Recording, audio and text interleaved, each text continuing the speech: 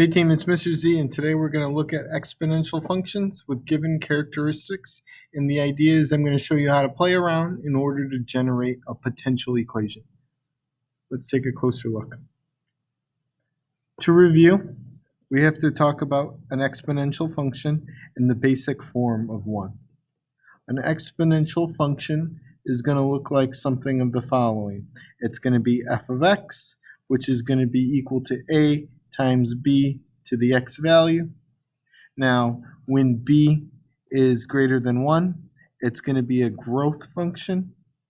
And when b is between 1 and 0, it's going to be a decay. So what this looks like is two different things. Growth, exponential growth, will look like the following, and decay will look like the following. The other thing I have to remember is that when I'm dealing with exponents, if I'm dealing with 2 to the first power, that's just 2. If I'm dealing with 2 to the second power, that's going to be 4. And if I'm dealing with 2 to the third, that's going to be 8. If I have a negative exponent, it's going to be the reciprocal of that number, so it'll be 1/2. If I have 2 to the negative second, that's going to be 1 over 2 to the second power, which is going to be equal to 1/4.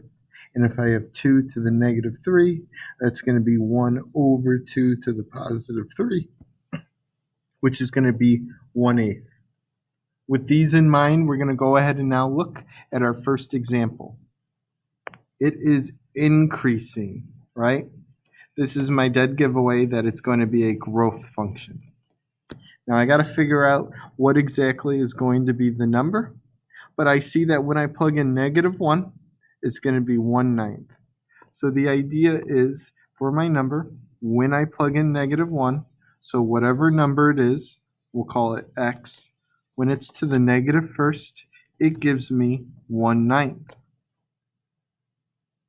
Well, that lends me to believe that this x value is going to be 9, because when it's a negative exponent, it's going to be the reciprocal. And this makes sense because it is classified as a growth equation because it's increasing. So what I would say, a potential answer for this first one would be f of x is going to be equal to 9 to the x power. The reason being is it's a growth function, and if I plug in -1, I get 1/9. For this next one, let's look at the end behavior. As x is approaching negative infinity, so as x is approaching negative infinity, it's 0. And as x is approaching infinity, it's getting bigger. So it looks something like that, right? So the idea I can tell is that this is going to be a growth function as well. It is going to have a b value that is greater than 1. So in a similar manner, I know that 2.25 is going to be equal to my number to the second power. Well, I can use what I learned from my last unit and take the inverse of both sides, and this is going to lead me to 1.5 being the value of x, and 1.5 is greater than 1. So a potential equation I can say is that this is going to be g of x to the 1.5 to the x power. My final one, again, increasing. So this means it's going to be a growth equation, right? I'm going to now look at it. 1/8 is going to be equal to whatever number to the negative third power. So this is going to have me think about what number to the reciprocal will create 1/8. Well, looking over here, I know that 2 to the third is 8, and I know that 2 to the negative third is equal to 1/8.